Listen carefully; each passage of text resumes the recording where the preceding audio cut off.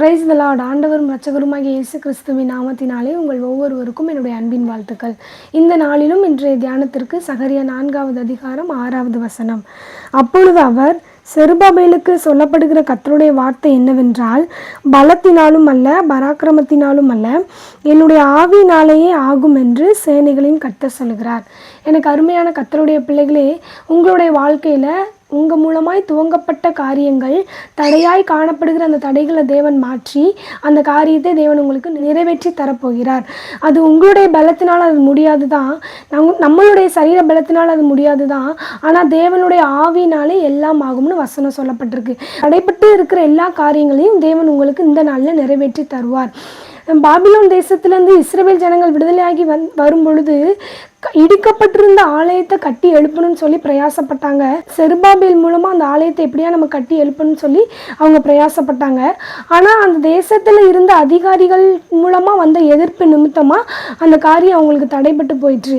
இப்போ சகரியா தீர்க்கதரிசி மூலமாக தேவன் சொல்கிறாரு, நான் யாரால் அந்த ஆலயத்தை கட்டி எழுப்பினனோ, யாரை கொண்டு இந்த ஆலயத்தை நான் கட்டி எழுப்பினனோ அவங்கள கொண்டே நான் நிறைவேற்றுவேன். உங்களால் முடியாலதான், ஆனால் என்னுடைய ஆவியினால எல்லாம் ஆகும் அப்படின்னு சொல்லிட்டு தேவன் சொல்றாரு. செருபாபேல கொண்டே நான் என்னுடைய ஆலயத்தை நான் கட்டி எழுப்புவேன். வசனம் சொல்லப்பட்டிருக்கு, பெரிய பர்வதமே நீ எம்மாத்திரம், செருபாபேலுக்கு முன்பாக சமபூமி ஆவாய் அப்போ சொல்லப்பட்டிருக்கு. அப்போ தேவன் செருபாபேலை கொண்டு அந்த ஆலயத்தை கட்டி எழுப்புவேன்னு சொல்லி வாக்கு பண்ணினார்.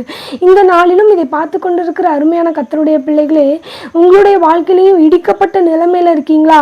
உங்களுடைய குடும்பம் இடிக்கப்பட்ட நிலைமையில காணப்படுதா? கவலைப்படாதீங்க. உங்களுடைய பலத்தினால அது முடியாது தான், ஆனால் தேவனால எல்லாம் முடியும். தேவனால கூடாத காரியம் ஒன்றுமே கிடையாது. இடிக்கப்பட்டிருக்கிற உங்க வாழ்க்கையை தேவன் எடுப்பித்து கட்டுவார். எசேக்கியா தீர்க்கதரிசியை எலும்புகள் நிறைந்த பள்ளத்தாக்கு கொண்டு போய் பல ஆண்டுகளுக்கு முன்பாக உயிரிழந்த அந்த எலும்புகளை உயிர் பற்றி எழ செய்ய முடியும்னு சொன்னால், அந்த தேவனால் இன்றைக்கும் உங்களுடைய வாழ்க்கையை எடுப்பித்து கட்ட அவருக்கு முடியும்.